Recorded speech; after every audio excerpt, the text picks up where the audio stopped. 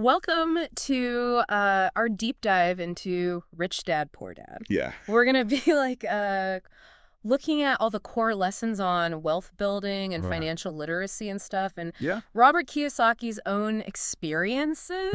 And really, it's going to be kind of interesting to look at, Right. how our beliefs about money, Yeah. shaped by our upbringing and people around us, Yeah. can either help or hinder our journey to Oh. financial freedom. Exactly. Yeah. It's a fascinating look. Yeah. I think what's so intriguing about Kiyosaki's approach is that he uses the contrasting mindsets of his two dads. Right. And it's important to note that these aren't his literal fathers, Right. but figures who represent different approaches to money. His biological father, the poor dad, Right. prioritized job security, that classic idea of a stable paycheck. Right. Whereas his friend's father, the rich dad, Right. a self-made entrepreneur, emphasized financial literacy Right. and building assets that generate income. Yeah, it really makes you think about, Yeah. all those messages we get growing up, Right. go to school, Right. get a safe job. Uh-huh. It's almost like we're conditioned to think. It's like we're almost set up to think that way. Yeah. Kiyosaki challenges that conventional wisdom head on. Right. He's not just saying, work harder. He's encouraging us to understand the rules of the game Right. when it comes to money. Uh-huh. And a key part of that is his distinction Right. between assets and liabilities. His definitions are so simple, They are. but really powerful. Yes. He says an asset puts money in my pocket.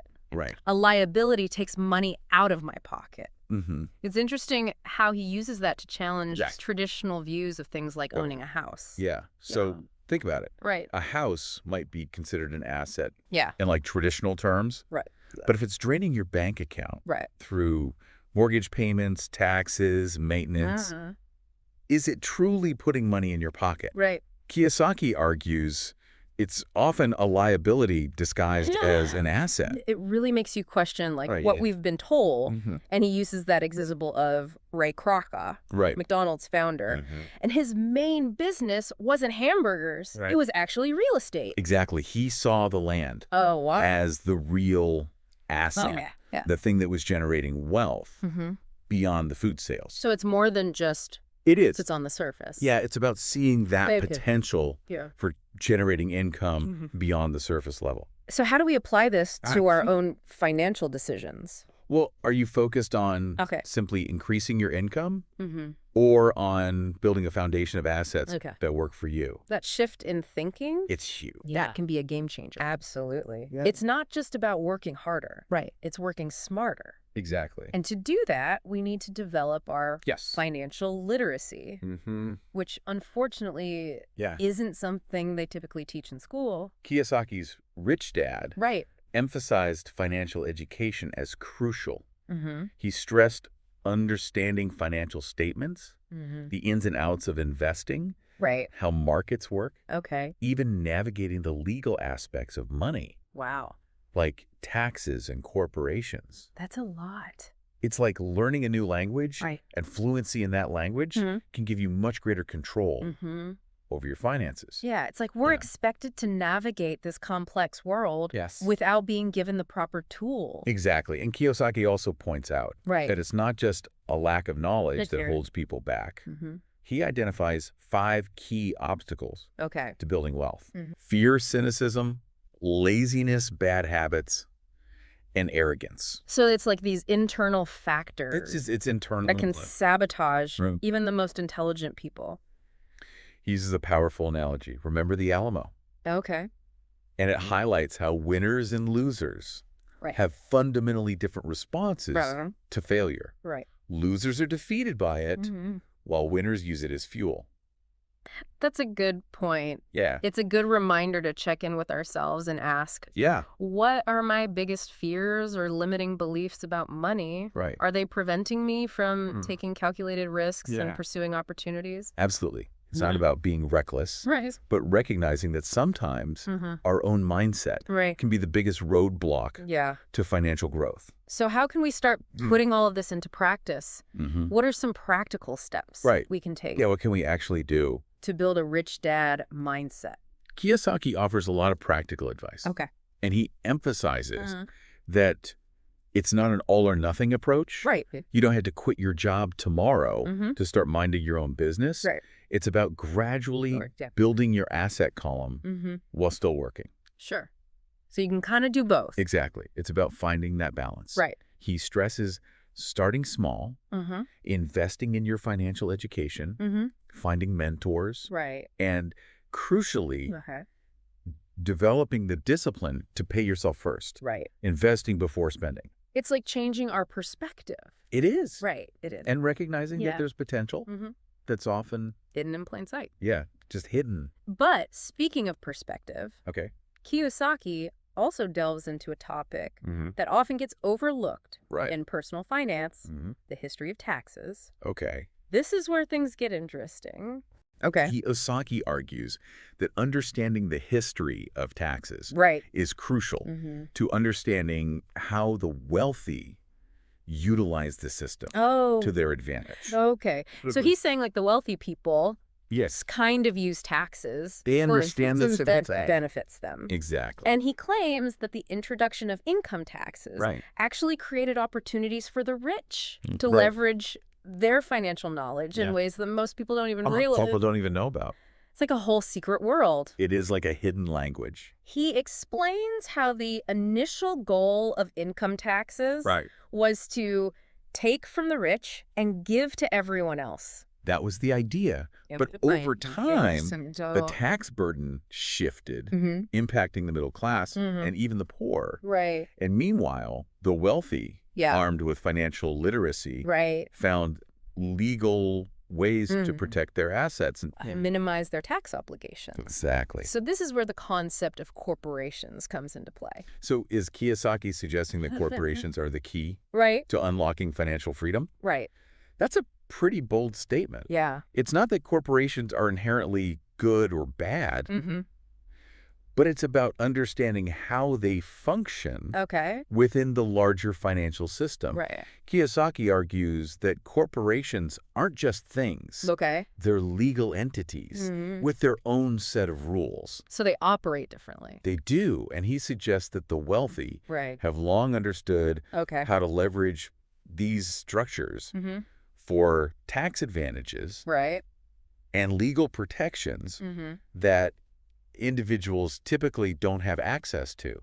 That's a really thought-provoking perspective. It is. It seems like he's encouraging us to not just work hard, but to work smart. Exactly. By understanding the system. And using it to our advantage. That's exactly it. So it's like learning the rules of the game so you can play it better. Kiyosaki's message is about empowering yourself with financial intelligence. Not just to play the game, but to potentially change it in your favor. That's pretty powerful. It is. This is really starting to open up like a whole new way of thinking. It is. It's about shifting your perspective. About money and wealth building. So how do we develop this financial intelligence that's the question that Kiyosaki keeps emphasizing? What are the specific skills we need to cultivate? What do we need to learn? That's what we'll be exploring. That's what we'll get into. In the next part of our deep dive. Exactly. I'm excited to learn more. Yeah, me too. How about that? It's going to be good. All right. So we've laid some important groundwork, Understanding the difference between assets and liabilities. The need for financial literacy. And the role of corporations in the financial system. Now let's dive into how to actually build that financial intelligence that Kiyosaki emphasizes. All right. He breaks it down into 4 key areas. Okay, I'm ready to unlock those secret levels of financial knowledge. Let's do it. What are these 4 areas we need to master? First up is accounting. Okay. Now don't worry. We're not talking about becoming CPAs overnight. All right. It's not about just crunching numbers. It's about developing the ability to really understand what those numbers are telling you about a business. So it's more about learning to read the financial story, not just the individual. Data points. Units and sentences. Exactly. Kiyosaki stresses that financial literacy means being able to analyze financial statements and quickly identify the strengths and weaknesses of any business. That makes sense. And this is essential for making informed investment decisions. Yeah, it sounds like this could be helpful. It is. Even if you're not running your own business. Even if you're just being able to spot a good investment opportunity or avoid a bad one. Absolutely. That's incredibly valuable. It is. All right, so that's accounting. That's accounting. What's next? Next, we move into the realm of investing itself. Okay. That's where the money-making money magic happens. This is what we're all here for, right? I think so. Learning how to put our money to work for us. Exactly. Instead of the other way around. And Kiyosaki delves into different strategies and formulas for smart investing. Okay. He emphasizes that it's not just about following a rigid set of rules. It's about cultivating a creative mindset, being able to see opportunities where others might miss them. So it's combining those analytical skills. It is. With a bit of like that right brain thinking. That intuition. That intuition for spotting potential. Absolutely. Okay. Then there's understanding markets. Okay. Knowing what makes them tick, what drives them up or down. Right. And being able to anticipate trends. Yeah, anticipate trends. Timing is everything in investing, they say. They do say that. But it sounds like it's more than just... It is more than just... trying to predict the perfect moment to buy or sell. Right. While timing can be a factor. Okay. It's more about having a deeper understanding of the forces at play. Right. And making strategic decisions. Based on that knowledge? Based on that knowledge, exactly. Okay. So we've got accounting, investing. Yep. Understanding markets. What's the fourth? What's that fourth pillar? Pillar of this financial intelligence framework? The final and perhaps most crucial area is understanding the law. Okay. Specifically the legal aspects of money, business, and investing. And this is where our discussion of corporations. Exactly. This is where it all ties together. Earlier ties in, right?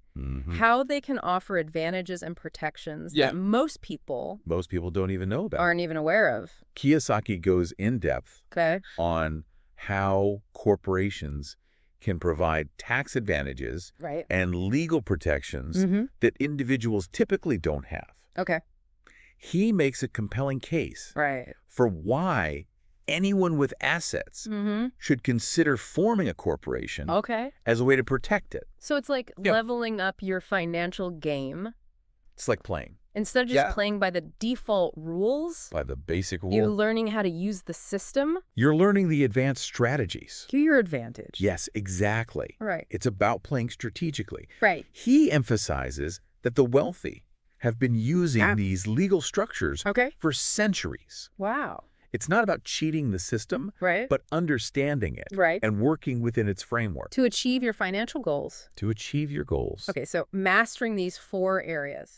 Accounting, investing, understanding markets, and the law. And the law. That sounds like a pretty solid foundation. It is. For building financial intelligence. It's a powerful combination. And remember, Kiyosaki isn't just... He's not. Throwing theories around. No, he's not. He shares real-life examples of how he applied these principles himself. He walks the walk. He does? He even uses this intriguing phrase, the rich invent money. I always thought that sounded... I know, it sounds... so magical. It does sound kind of mystical. But he actually breaks it down. He does. In a way that makes it seem achievable. He demystifies it. Not just some mysterious power the wealthy possess. He uses the story of Alexander Graham Bell, the inventor of the telephone. Okay. When Bell offered his patent to Western Union for a mere $100,000, they laughed him off. They missed out on what became a multi-billion-dollar industry. I bet they regretted that. Oh, I'm sure they did. Later, Bell went on to create AT&T and build a telecom empire. Yeah.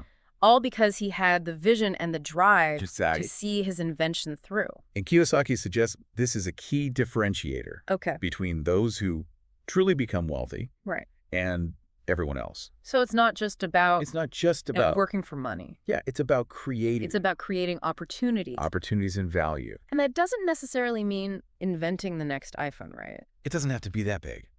It's about applying. It's about applying that financial intelligence. About financial intelligence. Yeah, to spot opportunities, create value, right, and potentially generate wealth. In unexpected ways. In ways you might not have even thought of. He brings back the example of Ray Kroc. He does. But this time, focusing on how Kroc structured his real estate deals. Yeah, how he was thinking about the land. He wasn't just selling burger franchises. He wasn't. He was securing... He's playing a different game. Long-term leases. Yes. On the land underneath. Yeah, the underlying asset. Each restaurant. So he was essentially creating a real estate empire. It's brilliant. Backed by this success of McDonald's. It's like a whole other level of thinking. It's about seeing the bigger picture. It sounds like mastering those 4 pillars. It does. Of financial intelligence we talked about earlier. Could really help you spot. It creates all kinds of opportunities. It can help you see things differently. But Kiyosaki also gets into some more specific tactics. Yeah. Especially in real estate. Especially in real estate. Some of them sound pretty unconventional. He shares stories about buying houses for pennies on the dollar.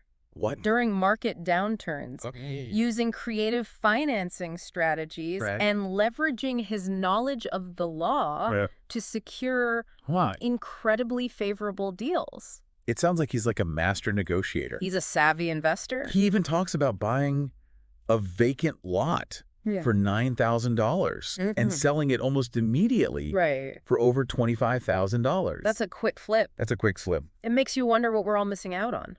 Right. It makes you think. Because we haven't developed that rich dad mindset. That's the point he's trying to drive home. It is. It's not just luck. No, it's not just luck. It's about having the knowledge. And the courage to act. And the courage to act. When others hesitate. But he also emphasizes that real wealth isn't built overnight. It takes time. It takes time. He talks about planting seeds in your asset column and nurturing them over time. That's a long-term game. So it's not about... It's not about getting rich quick. Chasing quick wins. It's about building a system. It's about building something sustainable. That generates wealth over time. He shares his own experiences. Building a real estate portfolio. Starting small. And gradually expanding. Leveraging market trends. And utilizing strategies. Like tax-deferred exchanges to maximize his profits. He really knows his stuff. Yeah, he's like a walking encyclopedia. He is. For real estate knowledge. He even discusses his approach to investing in small-cap stocks, which he refers to as his personal mutual fund. It's fascinating to hear how he put these principles into practice. He's not just talking about it. He really walks the walk. He does. Not just talks the talk. But he also acknowledges that putting all of this into action can be challenging. Yeah, I mean... We all have those very hard internal voices of fear and doubt creeping in. Yeah, we all have those. And that's something Kiyosaki tackles head on in the next part of the book. All right, so we're going to dive into... We're going to go deeper. The more psychological aspects. Yeah, the psychology of wealth. Building wealth. That's where things get even more personal. Because it's one thing to understand, like, the mechanics of wealth building. Yeah, the nuts and bolts. But it's another thing entirely to overcome, like... The mental game. The psychological barriers. Those internal obstacles. That hold so many people back. They can be the toughest to overcome. All right. So, are we ready? To face our financial fears. Let's do it. It's definitely time to face those financial fears. Kiyosaki really dives into the internal battles we all face when it comes to money. Those inner demons. He calls out like 5 major obstacles to building wealth. 5 big ones to watch out for. And he doesn't just list them off. No, he doesn't. He connects them. Fear, cynicism, laziness, bad habits, and arrogance to actual financial decisions. Real life choices we make. Showing how these things can sabotage. Absolutely, they can sabotage best efforts. Like, let's take fear, for example. Okay. We've all felt it. Especially when it comes to, like, the possibility of losing money. Yeah, nobody likes to lose money. It's interesting how he points out that for many people, the fear of losing money is actually stronger than the desire to gain it. It's almost like we're hardwired. Wired to avoid pain. To avoid pain more than we're driven to seek pleasure. Yeah. At least when it comes to finances. When it comes to money. Yeah. He has this really striking quote. He does. He's got a lot of good ones. He says, for most people, the reason they don't win financially is because the pain of losing money is far greater than the joy of being rich. It's powerful. That's deep. It is. It makes you think about how that fear might be holding us back. Holding us back from taking calculated risks. Exactly. And that's where cynicism can creep in. Okay. You know, when fear and doubt go unchecked, they can lead to cynicism, which can really blind us to possibilities. So it's like a negative spiral. It can be. He contrasts this with the mindset of winners who, instead of criticizing, analyze situations and look for opportunities where others only see problems. They see the potential.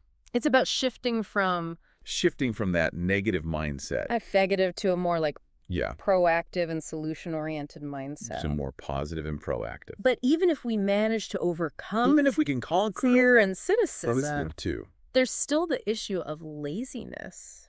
Oh, laziness. Which I think we've all struggled with. We all have at some point. At some point. Kiyosaki's pretty blunt about laziness.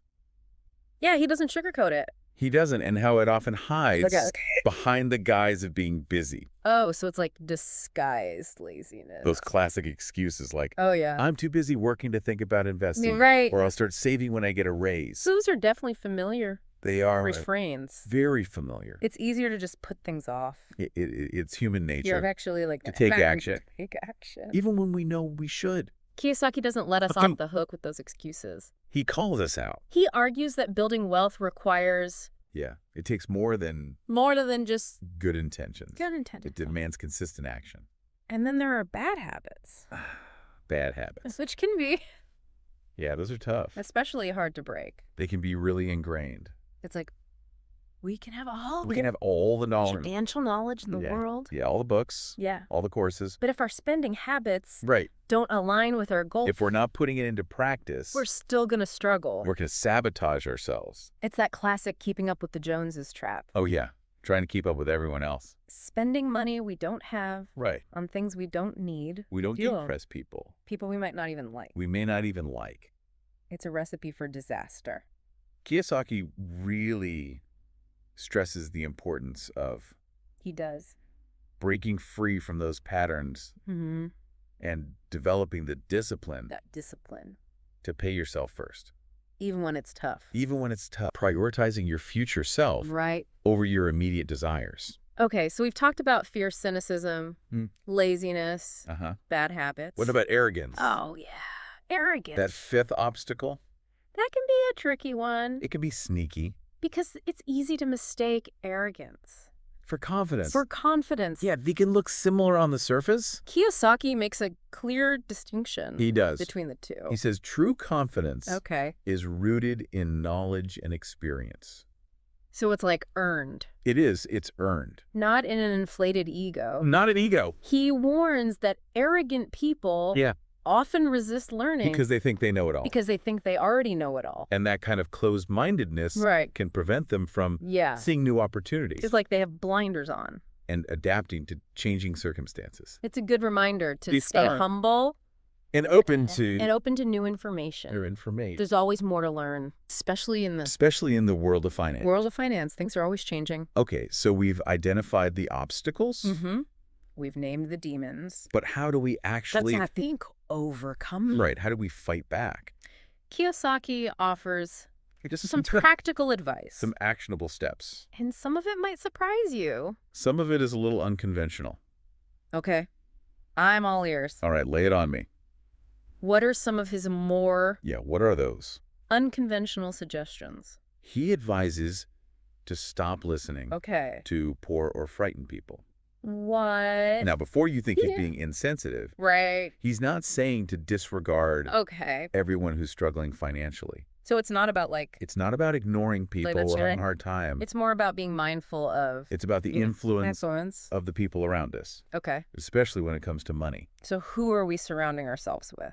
Who are we letting into our inner circle? He's talking about, the Chicken Little syndrome. Yeah, where people are constantly predicting doom and gloom. The sky is falling. The sky is falling. And focusing on... Yeah, focusing on the negative. Why things won't work. Instead of seeking solutions. That can be contagious. It can. It really can. It's important to surround ourselves. It is surround yourself with people. With people who lift you up. Inspire us. Who inspire you. Not drag you down. Not drag us down. Kiyosaki suggests finding mentors who have achieved financial success.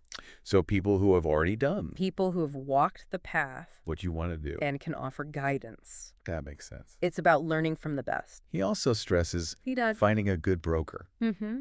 Someone who has your best interests at heart. So it's not just about... It's not just about finding any broker. Picking someone randomly. It's about finding someone you trust. He says find someone who... Yeah, who's willing to educate you. Is willing to educate you. About investing. So it's a partnership. It is. Where both parties benefit. A win-win situation. From each other's success. Beyond surrounding yourself with the right people. He emphasizes the importance of continuous learning. Always be learning. Always be learning. He advises mastering one financial formula and then immediately seeking out Don't stop there. the new one to learn. Keep going. So it's like constantly expanding your skill set. Expanding your knowledge. And staying ahead of the curve. Staying ahead of the game. That's such a great point. The financial world is constantly evolving. So it's crucial to be adaptable. Yeah. And always seeking new knowledge. Always learning new things. He shares his own experience of starting with learning how to buy foreclosures. Then moving on to other investment strategies. So he started with one thing. Yeah, he started with one specific niche. And then branched out. And then broadened his horizons. It's about being a lifelong learner. A lifelong learner. Always hungry for new information. Always hungry. And new opportunities. For more. Kiyosaki also revisits the importance of paying yourself first, taking it a step further than the traditional advice. He talks about how he prioritized paying himself. He did. Even when cash flow was tight. Even when his accountant advised against it. Wow. It's about having that unshakable commitment. That dedication. That dedication to your financial goals. Even when it means... Even when it's tough. Making difficult choices. It's about developing that rich dad discipline. This leads to another interesting concept he introduces. Okay, what's that? He talks about using pressure to create diamonds. Using pressure. That sounds intense. It does sound a little intense. Is he suggesting we need to is he saying we need to suffer? Put ourselves through... The financial ringer? He's using the analogy of how a diamond is formed. Right. Under immense pressure. Right, under tons and tons of pressure. It's about seeing financial challenges as opportunities for growth and refinement. So it's not about avoiding challenges. It's not about avoiding them. It's about using them to our advantage. It's about using them to make us stronger. Kiyosaki also uses a rather unique phrase. Being an Indian giver. Being an Indian giver. Can you elaborate on what he means by that? He's referring to a story about early European settlers misinterpreting a cultural practice of some American Indians.